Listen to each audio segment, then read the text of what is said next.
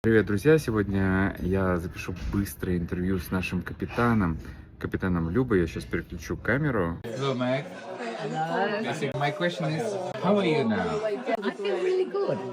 How come we're passing the Drake passage? It's 2 days in open sea with huge waves. What's your secret? The secret is COPOLAMINE. Is it a medicine? Yeah, it's a cream that you put behind your ear every 8 hours. And look, It's so fresh. It's so enthusiastic. Where are you from? Australia. Oh, quite far from here. Yes.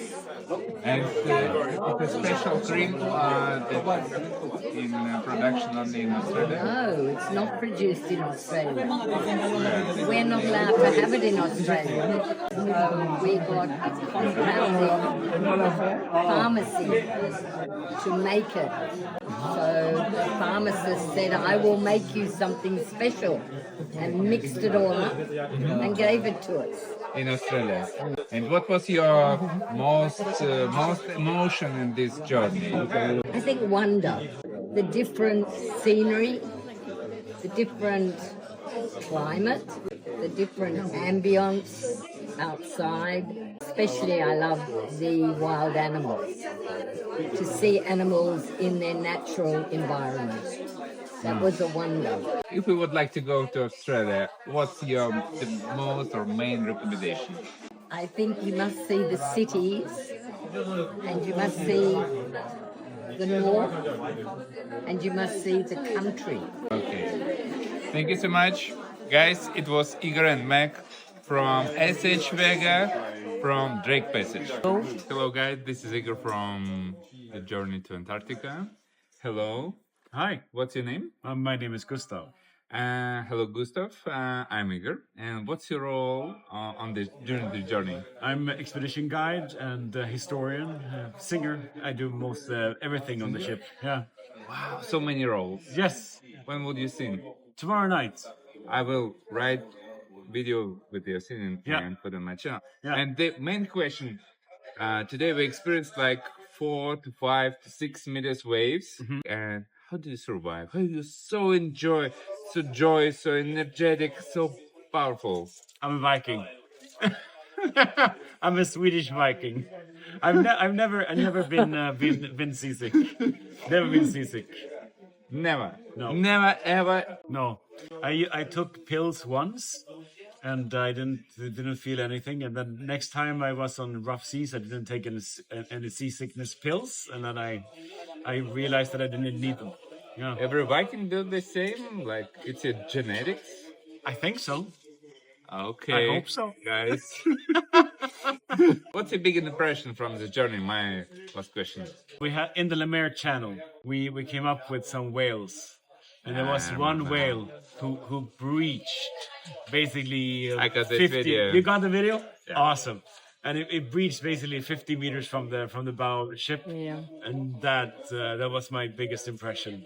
And then, like, when we went back into the Lemaire Channel, we followed those two whales, and we could hear the breathing of the whales echo in the Lemaire Channel. That was also very special. And it was completely silent. It was only like the expedition team and maybe 2 guests out in the swan's nest. It was magical. Yeah, I was one of these guests. You were, right? Yeah. I had them. Yeah.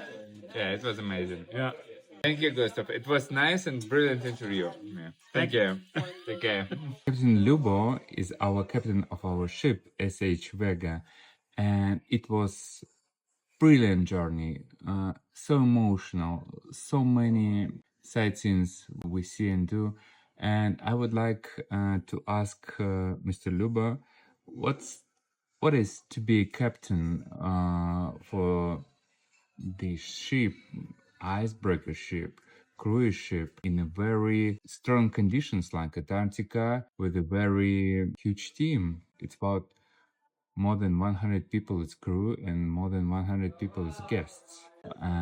What is to be a leader, to be a captain in this type of ship? Yes, first of all, many thanks for inviting me for this talk. Well, to be a captain, first of all, it's responsibility, but it's also dedication.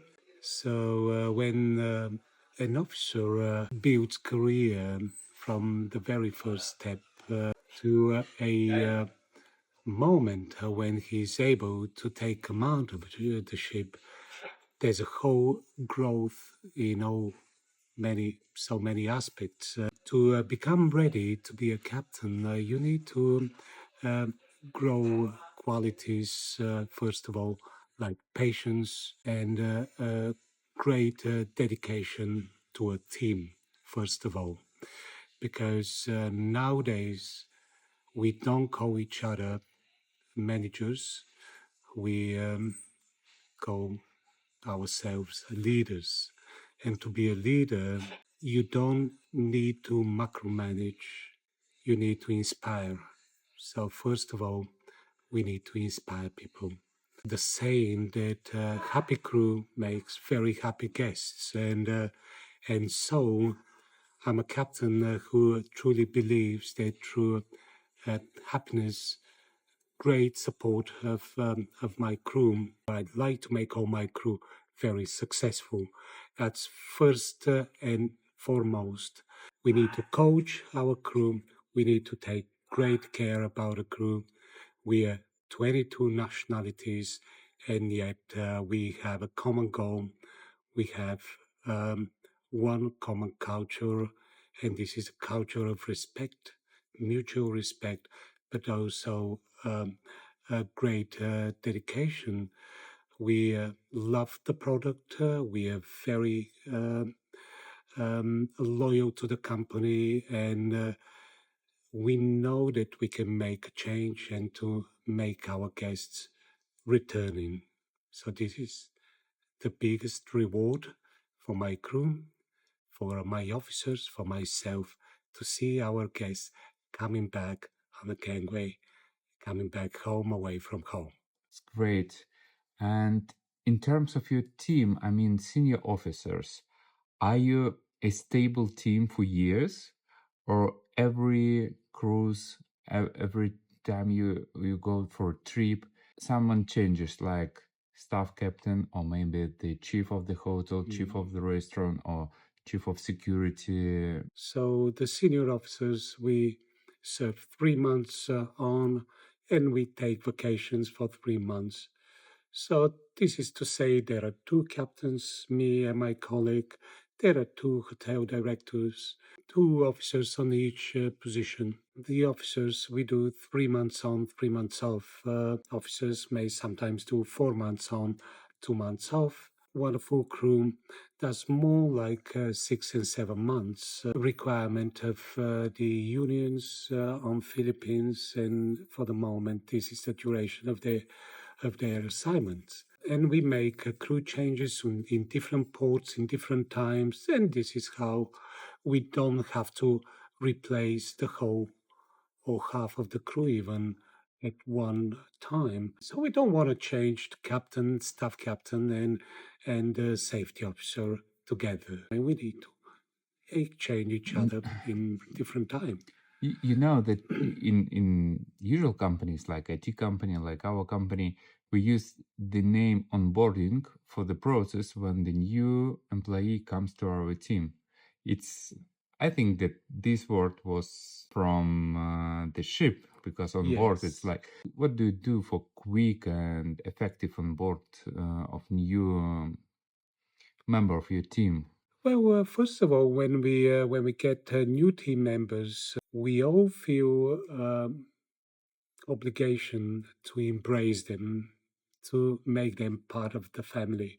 First of all, make them feel comfortable, make them feel supported, and don't expect super quick progress. Sometimes it takes a bit longer time, and sometimes our new crew members have different needs.